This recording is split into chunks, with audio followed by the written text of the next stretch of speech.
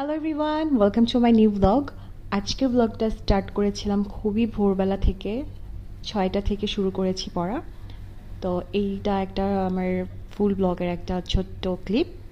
আর এখন এত কুয়াশা হয় সকালবেলা, মানে শীত চলেই আসছে প্রায়, কিন্তু যখনই সূর্যটা ওঠে তখন এত গরম, অসম্ভব গরম পড়ে। মানে জানি না এরকম ওয়েদার কেন, খুবই আপস অ্যান্ড ডাউনস একটা ওয়েদার। এই কুয়াশা, খুব ঠান্ডা একটা ভাইব সকালবেলা, আবার 1 ঘন্টা যেতে না যেতেই যখন সূর্যটা ওঠে গরম।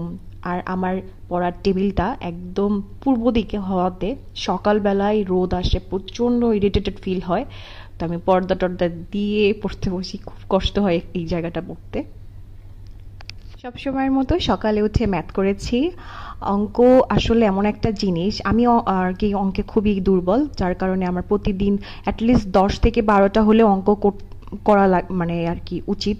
যাদের অঙ্কে খুবই উইক, দেখা যাচ্ছে যে একদিনে একটা চ্যাপ্টার, 2টা চ্যাপ্টার, এত ম্যারাথন ওয়েতে না এগিয়ে যদি আমরা অল্প অল্প করে কনসিস্টেন্টলি ম্যাথ করি, তাহলে আমার মনে হয় যে আমাদের সবার ম্যাথটা ইজি হয়ে যাবে এবং খুব স্ট্রং পয়েন্ট হয়ে যাবে। তারপর আমি অনলাইনে একটা ক্লাস করছিলাম। এইটা P2 এর একটা ক্লাস ছিল, যেহেতু আমার লাইভ এমসিকিউতে একটা এক্সাম ছিল বাংলা সাহিত্যের ওপরে। বাংলা সাহিত্যে পুরো সিলেবাসটা কমপ্লিট করার জন্য ওরা একটা রুটিন দিয়েছে, ওইটা আমি ফলো করছি।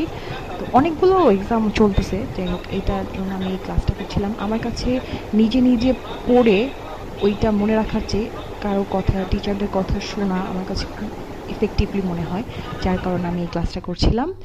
এই ক্লাসটা করার পর আমি স্যারদের ওই কথাগুলো নোট করছিলাম, আর প্লাস কোনো একটা জব সলিউশন থেকে কোশ্চেন সলভ করছিলাম আর কি। আমি ফেনমস জব সলিউশনটা ফলো করি, বাট যার কাছে যেই সলিউশনটাই আছে জব সলিউশন, সে সেইটাই পড়বে অবভিয়াসলি।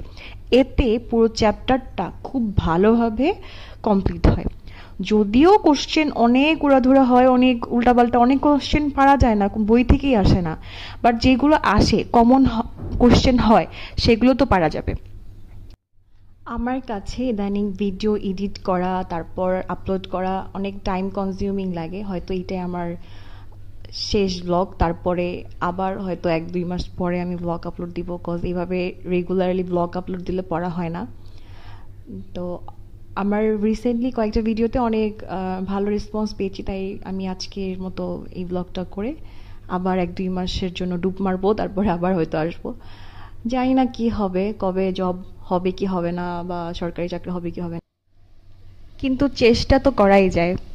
যত কঠিনই হোক না কেন, কোনো একটা যুদ্ধ, কোনো একটা পরীক্ষা, পরীক্ষা তো যুদ্ধের সমানই, তাই না? 4 লাখ পরীক্ষার্থী, তাদের মধ্যে মাত্র 200-300 মানুষ চাকরি পায়।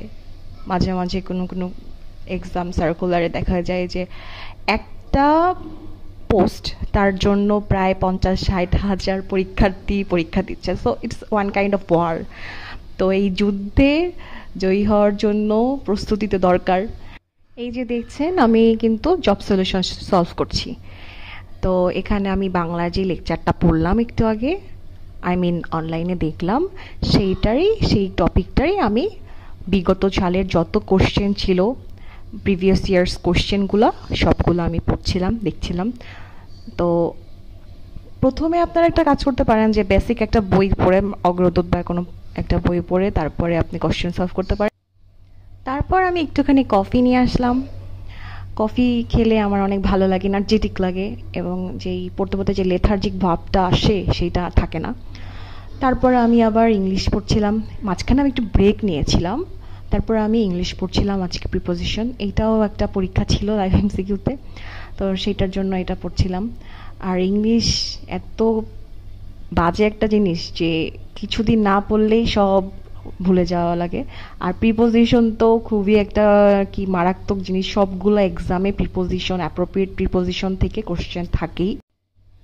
আজকে তাহলে এই পর্যন্তই, আবার দেখা হবে অন্য কোনো ব্লগে কয়েকদিন পর বা অনেক দিন পর। আপনাদের সবার জন্য শুভকামনা থাকলো, এবং আজকে এখানে শেষ করছি। আল্লাহ হাফেজ।